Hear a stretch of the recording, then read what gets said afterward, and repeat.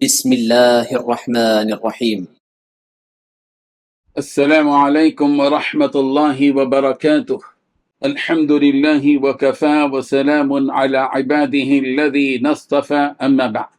حاضرین و ناظرین، یہ درس نمبر 2203 ہے اور آج سورۃ الحاقہ کی تفسیر کا آغاز کیا جا رہا ہے اور 5 آیتوں کی تلاوت و تشریح کی جائے گی، آیت نمبر 1 تا 5۔ اعوذ باللہ من الشیطان الرجیم، بسم اللہ الرحمن الرحیم۔ الحاقۃ ما الحاقۃ وما أدراك ما الحاقة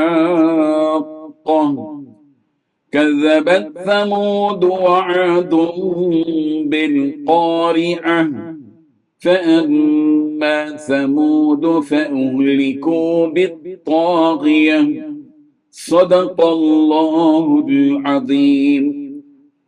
لفظی ترجمہ یوں ہے، الحاقہ ثابت ہونے والی، ملحاقہ کیا ہے ثابت ہونے والی، وما ادراکا اور کس چیز نے آپ کو خبر دی، ملحاقہ کیا ہے ثابت ہونے والی، کذبت جھٹلایا تھا، سمود نے، وعاد اور عاد نے، بالقارعہ کھڑکھڑانے والی کو، فاما چنانچہ سمود نے، فأہلکوا تو وہ ہلاک کیے گئے، بالطاغیہ حد سے گزرنے والی سے۔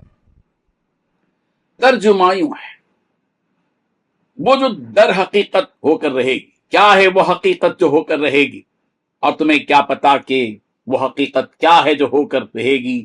سمود اور عاد کی قوموں نے اسی جھنجھوڑ ڈالنے والی حقیقت کو جھٹلایا تھا۔ نتیجہ یہ کہ جو سمود کے لوگ تھے وہ چنگھاڑ کی ایسی آفت سے ہلاک کیے گئے جو حد سے زیادہ خوفناک تھی۔ ان 5 آیتوں میں 5 باتیں بیان کی گئی ہیں۔ پہلی بات، وہ حقیقت ہو کر رہے گی۔ دوسری بات، کیا ہے وہ حقیقت جو ہو کر رہے گی۔ تیسری بات، تمہیں پتہ بھی ہے کہ وہ حقیقت کیا ہے جو ہو کر رہے گی۔ چوتھی بات، سمود اور عاد کی قوم نے اس جھنجھوڑنے والی حقیقت کو جھٹلایا تھا۔ پانچویں بات، نتیجہ یہ ہوا کہ سمود کے لوگ ایسی آفت سے ہلاک کیے گئے جو حد سے زیادہ خوفناک تھی۔ بزرگان محترم، پچھلی صورت میں اللہ تبارک و تعالیٰ نے مجمل انداز میں قیامت کی ہولناکی کو بیان کیا تھا، فرمایا تھا کہ یوم یکشف عن ساق۔ اس صورت میں اللہ تبارک و تعالیٰ مفصل طریقے سے قیامت کی حقیقت اس صورت کے آغاز ہی سے بیان کر رہے ہیں۔ چنانچہ اللہ تبارک و تعالیٰ نے ارشاد فرمایا، وہ سچ میں واقع ہونے والی چیز کے بارے میں تمہیں کچھ پتہ ہے؟ پھر سے اللہ تبارک و تعالیٰ اس قیامت کی ہولناکی کو بیان کرنے کے لیے دوبارہ سوال کر رہے کہ کیا تمہیں پتہ بھی ہے کہ وہ حقیقت میں ہونے والی چیز کتنی لرزہ دینے والی اور خوفناک ہے۔ اس آیت میں اللہ تبارک و تعالیٰ نے قیامت کو الحاقہ کہا، اس لیے کہ قیامت کا واقع ہونا بالکل سچا ہے، طے شدہ امر ہے، اس میں کسی بھی قسم کا کوئی شک نہیں ہے۔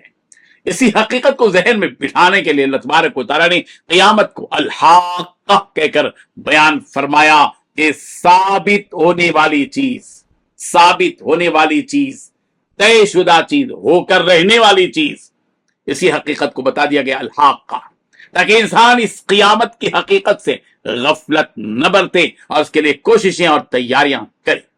جو کوئی اس قیامت کی تیاری سے دور بھاگتا ہے اور اس کا انکار کرتا ہے تو اس کا حشر بہت ہی لرزہ دینے والا ہوگا، جیسا کہ قوم سمود کا حشر ہوا۔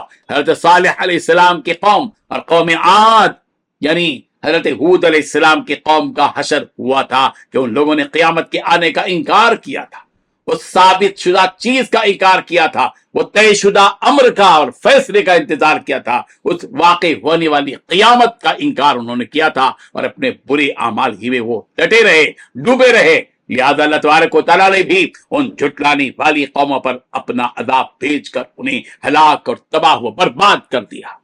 قوم سمود کو جس عذاب کے ذریعے ہلاک کیا گیا اسے اگلی آیت میں بیان کیا جا رہا ہے کہ قوم سمود کو اللہ تبارک و تعالیٰ نے طاغیہ کے ذریعے سے ہلاک کیا کہ فَأَمَّا ثَمُودُ فَأُهْلِكُوا بِالطَّاغِيَةِ۔ یہ طاغیہ کیا چیز ہے؟ ایسی زوردار اور خوفناک آواز کہ جس نے ان کے دلوں کو چیر کر رکھ دیا ہو، اور جس آواز سے ان کے دل پھٹ پڑے ہوں اور وہ ہلاک ہو گئے۔ ہم نے اس پر بس نہیں کیا۔ سورہ قمر کی آیت نمبر 31 میں بھی اللہ تبارک و تعالیٰ نے فرمایا اِنَّا أَرْسَلْنَا عَلَيْهِمْ صَيْحَةً وَاحِدَةً فَكَانُوا كَهَشِيمِ الْمُحْتَظِرِ۔ ہم نے ان پر بس ایک ہی چنگھاڑ دے دی جس کے سبب وہ ایسے ہو گئے جیسے کانٹوں کی روندی ہوئی پہاڑ ہوتی ہے۔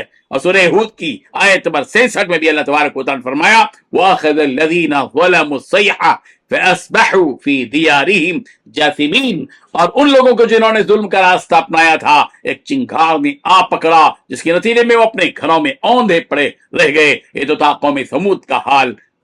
آگے قوم عاد کا تذکرہ اگلے درس میں کیا جا رہا ہے۔ وآخر دعوانا ان الحمد للہ رب العالمین۔